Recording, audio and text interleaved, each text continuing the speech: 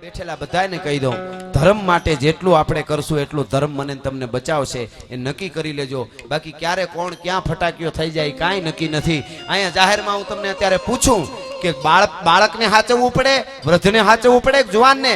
એટલે તમે બધાય કહો બાળકને વૃદ્ધને હાચવવા પડે. પણ અમારું લોક સાહિત્ય એમ કહે છે કે બાળક તો માવતર ને કુટુંબ હાચવે, અને વૃદ્ધા ગઢપણ છે ને એને હારા હોય તો આપણા છોકરાઓ હાસવે, નકર વૃદ્ધાશ્રમમાં વાળા હાસવે. હાચું હાચવવા જેવું કાંઈ હોય તો એ જુવાની છે. હીરે જોબનિયા ને પાઘડીના શેડામાં રાખો, જોબનિયા કાલે જાતા રહે. જોબનિયા આજ આવ્યા અને કાલ જાહે જોબનિયા, એમાં જે કાંઈ કરી લીધું છે ટાણે, સમય આવ્યા પછી કાંઈ રહેવાનું નથી. સમય અને ટાણે જેને જે આપી દીધું છે, કરી લીધું છે, એના માટે અસ્તિત્વ આખું એની મદદ કરે છે કે આને અહીંયા આપ્યું છે. શુભ લક્ષ્મી તરીકે જે દેવાનું હોય એની નોંધ થાય. આપ્યું હોય તો અપાય, નકર કોકને સારી સલાહ અપાય, એ બહુ મોટી વાત છે અત્યારે. એટલે ધર્મને આપણે બચાવશું તો ધર્મ માટે કંઈ કરશું તો ધર્મ મને તમને બચાવશે. એટલે એવી એક અદ્ભુત વાત. આ જોધાને મૂળુના જબરાતે જો, અને ભગવાન ભાગવતનો અહીંયા ખોળો છે. એટલે આ વાત આપણને વિશ્વાસ હોય. ઓખામાં જેટલા રાજાઓ છે ને, વાઘેર રાજાઓ, એ બધા એમ કહેતા કે દ્વારકા વાળો છે ને એ અમારો રાજા, અમે તો એના દીવાન છીએ. એમ અમે એના દીવાન છીએ. રાજા તો રણછોડ રાય છે. એમાં સોમૈયા માણેક થઈ ગયા.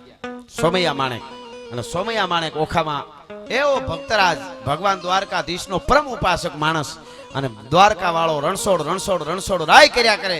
અને એ રણછોડ રાયનો ભક્તરાજની એટલી સુવાસ ફેલાણી સમગ્ર સૌરાષ્ટ્રમાં. સૌરાષ્ટ્રના કોઈ ગામડામાં પછી તો એને માનતાઓ ચડવા માંડી. માનતાઓ કરે માણે સોમૈયા માણેકની કે માં હું આમને નામ કરીશ, આ માનતા ચડાવીશ, પણ મારું આ કામ થઈ જાય. અને એના કામ થવા માંડ્યા. એક સત્ય ઘટનાનો નાનકડો પ્રસંગ. સોમૈયા માણેકના માટે એક બેને, એક દીકરીને 15-17 વર્ષથી લગ્ન થયા, પરણીને આવેલી કે કોઈ આપણા સૌરાષ્ટ્રના ગામડામાં એને સંતાન નહોતું થતું. એને માનતા કરી કે મને સંતાન ભગવાન દીકરી દીકરો કાંઈ પણ દેશે તો હું સોમૈયા માણેકની આ માનતા ચડાવીશ. હવે ઘણી ફરમાઈશું થઈ ગયું છો. વાહ, સરસ ફરમાઈશ છે, બહુ સારી. હા, ફરમાઈશું સારી. ફરમાઈશ ઉપર ખબર પડી જાય, સમજણની જ મજા છે. એક છોકરો નકર જુવાન છોકરો હતો 18-20 વર્ષનો, એ આમ બજારમાં નીકળ્યો ને તો હવેલી ઉપર કલેક્ટર સાહેબ ઉભેલા, અગાસી ઉપર. પણ કલેક્ટર સાહેબનું શરીર એટલું બધું જાડું, એટલું જાડું, એટલું જાડું કે આમ ઊભા હોય તો એમ લાગે કે 2-4 જણા ઊભા છે, એવા જાડા. તો ઓલો છોકરો એના સામું જોઈને દાંત કાઢે ને હેઠું જોઈ જાય, દાંત કાઢે ને હેઠું જોઈ જાય. કલેક્ટર દરજાનો માણસ, એને એમ થયું કે મારી મસ્કરીમાં દાંત કાઢે. એને ખબર પડી ગઈ. એ તો ખબર પડી જાય ને, આઈપીએસ અધિકારી એવડા, એને ન ખબર હોય શું આ કયા કારણેથી દાંત કાઢે છે. માણસોને કીધું કે તમે એ છોકરાને અહીં લઈ આવો. તો કે શું દાંત કાઢે છે, એને અહીં બોલાવો. એટલે એના માણસો લઈને આવ્યા. પછી છોકરો કે હું સાહેબ ભૂલ થઈ ગઈ, જે હોય જવા દો. તો કે નહીં, તને બીજું કાંઈ નથી કેવું પડતું, દાંત શું કાઢતું? તો એ કે નગર નહીં જવા દઉં તને. દાંત શું કાઢતો? સાચું બોલી જાય, અમને ખબર પડી જાય. તો ઓલો છોકરો દાંત કાઢતો કાઢતો કે સાહેબ માફ કરજો, પણ મને એવો વિચાર આવ્યો. જો તમને સારા વિચારો આમાં ન નાખો ને તો આ મનનું કઈ નક્કી જ નથી હું કરે, પવન જેવું છે. એટલે છોકરો કેમ સાહેબ મને એવો વિચાર આવ્યો, તમારું આટલું જાડું શરીર તમે ત્યાં અગાસી ઉપર ગુજરી ગયા હો તો ઉતારવા કેમ? બોલો, આવો વિચાર આવ્યો. હવે કલેક્ટર ને ગુજરી ગયા કહેવાય, ગુનો જ બને ને. કલેક્ટર પોલીસને કીધું કે આ નાખો જેલમાં. જેલમાં પૂર્યો તો એનો બાપ આવ્યો. એ કે મારા દીકરાનો હું વાંક. એ કે તમે એને જરાય બુદ્ધિ દીધી છે? એવડો જુવાન છોકરો 20 વર્ષનો મને કે ત્યાં ગુજરી ગયા હોય તો ઉતારવા કેમ? મસ્કરી કરાય કલેક્ટરની? જેલમાં ન પૂરી દઉં શું કરું? તો કે સાહેબ એને બુદ્ધિ જેવો છાંટો નથી, નકર મારે થોડા ધક્કા થાય. નકર એને એટલી ખબર ન પડે, કટકા કરીને ન ઉતાર લેવાય તમારે ત્યાંથી. કલેક્ટર કે આને જેલમાં નાખો. આ કલેક્ટર દરજાના માણસને કાપીને કટકા કરવાનું કે નાખો જેલમાં. તો એનો બાપ આવ્યો ભાભો, હાથમાં લાકડી ઉધર ખાતો ખાતો. કલેક્ટર સાહેબ મારો દીકરો ને એના દીકરાનો હું વાંક.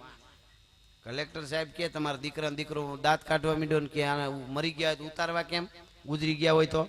અને એમાં વળી એને નાખ્યો તો એનો બાપ આવ્યો તમારો દીકરો. એ તો કે કટકા કરીને ઉતાર લેવાય, કલેક્ટર મરી ગયો હોય. આવું કહેવાય? જેલમાં નો પૂરું શું કરવું? તઈ ઓલો ભાભો બોલ્યો કે કલેક્ટર સાહેબ એના બેને બુદ્ધિ હોય તો આ ઉંમરે મારે ધક્કા થાય, નગર એ બે ની એટલી ખબર ન પડે, ઉતારવાની હું જરૂર, ઉપર ટાંડી મૂકી દેવાની હોય, બીજું શું હોય. પછી કલેક્ટર સાહેબે કીધું કે આ ઓલા બે ને છોડી મૂકો, આ તો કંપની ફોલ્ટ છે, આમાં કઈ થાય એવું છે નહીં. એની વાત નથી, પણ જેને સંસ્કાર છે, મારું મોહાળ કોણ, મારો બાપ કોણ, મારો ગુરુ કોણ, મારી પરંપરા કઈ, મારો ધર્મ કયો, મારાથી ક્યાં બેહાય ક્યાં ન બેહાય, શું બોલાય શું ન બોલાય, મારાથી શું ખાવાય શું, એને જેને પરવા છે એના માટેની આ બધી વાતો. એવો સોમૈયા માણેક, એની માનતા કોઈ બેન દીકરીએ કરેલી. દીકરીને ત્યાં કેહુડાના ફૂલ જેવા દીકરાનો જન્મ થયો 11 મહિને, અને દીકરાનો જન્મ થયો, ઈ દીકરાને લઈ 6 મહિનાનો દીકરો થયો એટલે ગાડામાં મૂકી અને બેને માનતા કરી હતી એ પ્રમાણે 100 નાળિયેરનો ગંજ સડેવો ગાડામાં, અને ઈ નાળિયેર ને ગાડા ખેડું ને બે માણસ ઈ ગાડું દ્વારકા આવ્યું. દ્વારકા આવી અને હા વાહ વાહ સરસ સરસ, ગાડું દ્વારકા આવ્યું અને દ્વારકા ને બજારમાં ગાડું હાલ્યું આવે ને પૂછતા આવે સોમૈયા માણેક નો પાળિયો ક્યાં છે. સોમૈયા માણેક ની માનતા છે અમારે કરવાની છે, આ 100 નાળિયેર સોમૈયા માણેક ના પાળિયાના કપાળમાં વધેરવાના છે, અમને પાળિયો દેખાડો.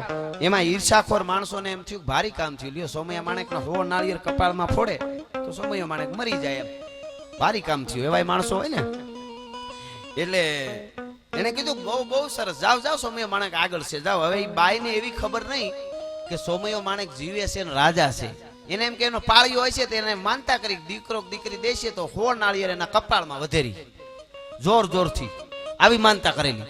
હવે દીકરીને ખબર પડી, નો માણસ તો હળી કાઢીને સોમૈયા માણેક ને આવીને કે લે ફોડ હણે મથ્થો, દેવ જા દીકરા, દેવનો દીકરો થઈ ગયો તો માથું ફોડાવ્યા કે તારી માનતા આવી છે. કે કાંઈ વાંધો નહીં.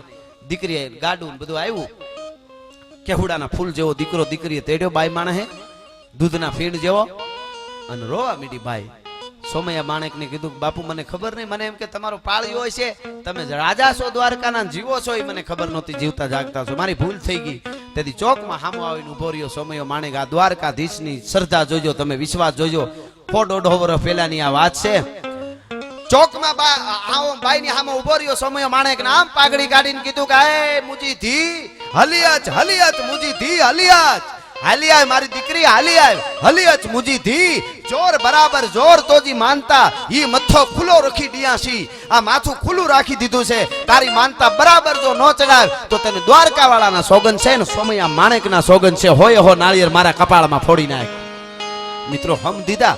બાઈ આમ ગાડામાંથી નાળિયેર ઉપાડ્યું, દીકરો પોતાના પતિના હાથમાં દઈને અને આંખ બંધ કરીને રોતા રોતા જેટલું જોર હતું એટલું માર્યું, ગામા કરતું નાળિયેર. પણ મિત્રો તાકાત જોજો રણછોડ રાયના નામની. હે રણછોડ, હે રણછોડ, હે રણછોડ કરતો સોમૈયો માણેક આંખ બંધ કરીને ઉભો રહ્યો.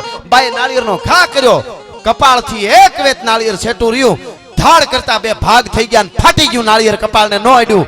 એક નાળિયેર, બે નાળિયેર, 5 નાળિયેર, હોય હો નાળિયેર બાઈ ઘા કરે, કપાળથી એક વેત છેટું રીએ, નાળિયેર ફાટી જાય, હોય હો નાળિયેર વધેરાઈ ગયા. સોમૈયા માણેકના કપાળ સુધી નાળિયેર નહોતું પૂગ્યું. 150 વર્ષ પહેલા દ્વારકાધીશના સાનિધ્યમાં બનેલી ઘટના છે. પાણીથી નાતો નાઈ નાખ્યો સોમૈયા માણેકે, પાણી ઉડે પણ નાળિયેર એને પૂગ્યા પહેલા ફાટી જાય. આ તાકાત છે દ્વારકાના દેવની, વાત જ ન થાય. ઈ દ્વારકા વાળો આપણો છે. એટલા માટે જોધાને મૂળું ના જબરાને જોમ, વાઘેરના ફાલાએ તોળ્યો તો જોમ, અલબેલો કરતાને વોખોર જાય, મારા દ્વારકાના દેવની તો વાત જ નો થાય.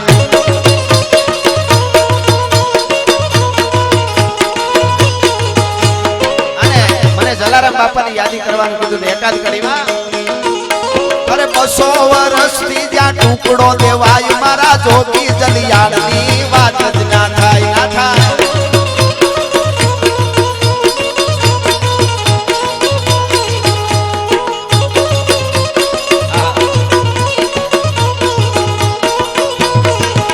અરે 200 અહીંયા 200 વર્ષથી રોટલા દેવાય, મારા જલિયાળ જોગીની તો વાત જ ના થાય, ના થાય.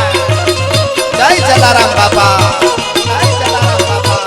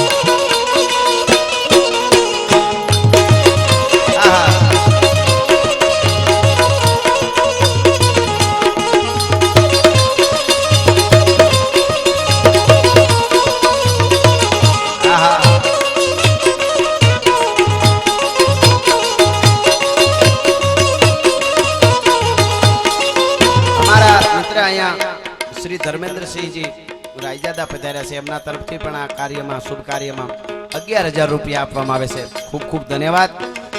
મારે એક પ્રસંગ છેલ્લો કહેવો છે, કારણ કે જેના માટે હું તમે મળ્યા છે, ધર્મના માંડવા નીચે હું તમે મળ્યા છે, એટલા માટે મને એમ થાય કંઈક સારી વાતો યુવા ધન સુધી પૂગે, એનો અમને પણ આનંદ હોય. જોગી જલિયાણની જે યાદી કરી સાહેબ ને એ જ વાત ન્યાય નારી શક્તિની જ વાત આવી. મારે છેલ્લો પ્રસંગે એ જ કહેવો છે કે જોગી જલિયાણ તો જઈને કહી દે કે વીરબાઈ માને કે જોગી આવ્યો છે, કોઈ સાધુ આવ્યો છે, તમારી માગણી કરે છે ભંડારણ. તેથી આમ પગે લાગી અને તેથી વીરબાઈ માં કીધું હતું કે ભગત આટકોટ થી પરણીને આવી આજ સુધીમાં કાંઈ ભૂલ થઈ હોય તો માફ કરજો, હું એની હારે જાઉં છું. પણ મનમાં એટલો જ વિચાર કર્યો હોય છે કે અખિલ બ્રહ્માંડનો માલિક હોય કે સાધુ ખાલી હોય કે કદાચ ભગવાન હોય, પણ વીરપુરનો હિમાળો વટે ત્યાં સુધી હારે ન રહી કે ત્યાં તો વળખાણ આપી દેવી પડે. અને વીરપુરનો હિમાળો ન વેટ્યું ત્યાં તો જોડી અને દંડીઓ થઈને અખિલ બ્રહ્માંડનો માલિક નીકળી ગયો. આંગણું એ વીરપુરની ધરતીને પાવન કરીને નીકળી ગયો. હતાધારમાં નગારા વાગવા માંડ્યા હતા અને બધા દોડવા માંડ્યા કે આફરડા નગારા ઝાલરું કાં વાગે. તેથી આપા ગીગાએ કીધું હતું કે જોગી જલિયાણે વીરપુરમાં મોતીડું પરોઈ લીધું છે, આજ ભલા માણસ એના નગારા વાગી રહ્યા છે.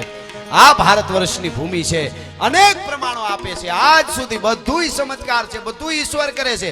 ઘણા એવી વાતો કરતા હોય કે એવું કાંઈ છે નહીં, એકચ્યુઅલી બધું એની રીતે ચાલે છે. હું તમને કહું, 1 કરોડ વાંદરાઓ સાંભળજો, 1 કરોડ વાંદરાઓ 1 કરોડ કોમ્પ્યુટર ઉપર કલાકોની કલાકો સુધી ટાઈપ કરે ને તોય ખાલી રામ નો લખાય. જો એની મેળાએ થતું હોય તો 1 કરોડ વાંદરા 1 કરોડ કોમ્પ્યુટરમાં એમ કલાકો સુધી લામામામ કર્યા કરે તો ખાલી રામ કે જય માતાજી જલારામ કે કોઈ પણ કૃષ્ણ દ્વારકાધીશ એક જો શબ્દ ન લખાતો હોય, એનો અર્થ એવો છે કોક કાંઈક કરી રહ્યું છે, એની મેળાએ કાંઈ નથી થયું. અખિલ બ્રહ્માંડનો માલિક ક્ષણે ક્ષણમાં બેઠો છે, આજ સુધી પ્રમાણો એના આપે છે. મને તમને વિશ્વાસ હોય તો થાય.